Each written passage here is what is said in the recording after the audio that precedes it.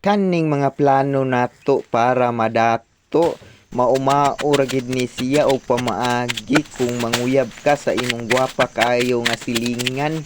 Una gid ta og paningkamot dayon magsaba-saba hangtod nga maibog na siya sa tua pero atik ra. Another episode na pud ni sa akong pagpaningkamot dinhi sa bukid para madato ko pohon.